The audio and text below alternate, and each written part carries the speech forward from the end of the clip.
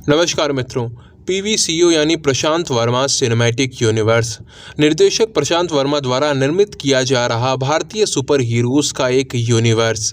इसकी पहली फिल्म हनुमान हम सभी ने देखी, उसके गुण और दोषों पर चर्चा भी की। यह फिल्म अभी भी सिनेमा घरों में बनी हुई है, लोग उसे देख रहे हैं और अब समाचार ये है कि उसके अगले भाग की घोषणा आधिकारिक रूप से कर दी गई है।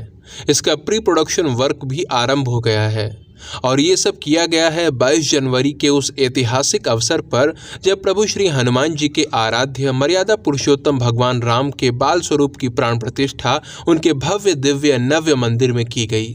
वैसे तो हनुमान फिल्म के अंत में ही उसके दूसरे भाग की घोषणा भी कर दी गई थी।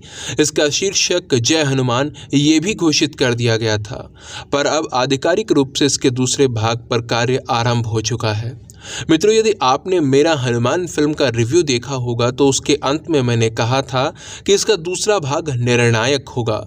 मुझे हनुमान फिल्म की बहुत सी चीज़ें पसंद नहीं आईं, लेकिन मैंने फिर भी स्पष्ट रूप से उसकी आलोचना करने से स्वयं को रोक लिया, बस यही सोचकर कि इसका दूसरा भाग जब आएगा तो कई सारे प्रश्नों के उत्तर मिल जाएंगे। हनुमान फिल्म के अंदर जो हनुमंथु का कैरेक्टर है उसमें एक भी ऐसी विशेषता नहीं दिखाई गई है कि वह दैवीय शक्तियों को धारण करने का अधिकारी प्रतीत हो, और वो भी प्रभु श्री हनुमान जी की शक्तियाँ।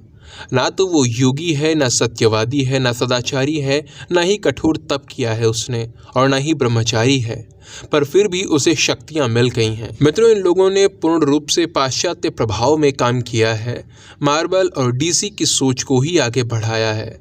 पर फिर भी मुझे आशा है कि इसके अगले भाग में ये अवश्य बताया जाएगा कि हनुमंथु की योग्यता क्या है, जो उसे साक्षात प्रभु श्री हनुमान जी की शक्तियाँ प्राप्त हो रही हैं। फिर भले वो हनुमंथु के पूर्व जन्म की ही कहानी दिखाएं, पर कुछ न कुछ कारण तो उन्हें अवश्य बताना पड़ेगा। अन्यथा मित्रों, मैं सत्य कह रहा हूँ कि यदि अपने दूसरे भाग में भी इन्होंने योग्यता के विषय में कुछ ना बताया तो ये फिल्म मेरे लिए एक बहुत ही साधारण सी फिल्म बनकर रह जाएगी। मेरे जो भी मित्र हैं जो आरंभ से इस चैनल से जुड़े हुए हैं, उन्हें ज्ञात होगा कि मैं कितना अधिक उत्सुक था हनुमान फिल्म के लिए।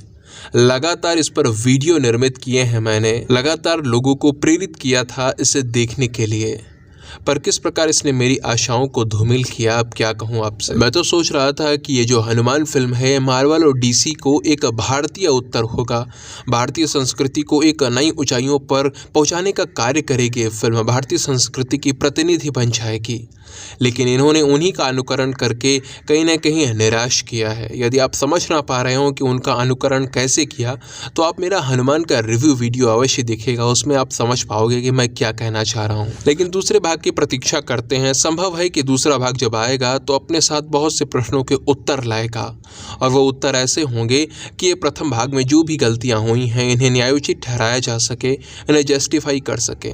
देखते हैं क्या होता है। वैसे आप लोग इस घोषणा से कितना प्रसन्न हैं, आप लोग कितना एक्साइटेड हैं दूसरे भाग के लिए, वो आप नीचे कमेंट सेक्शन में लिखकर बता सकते हैं।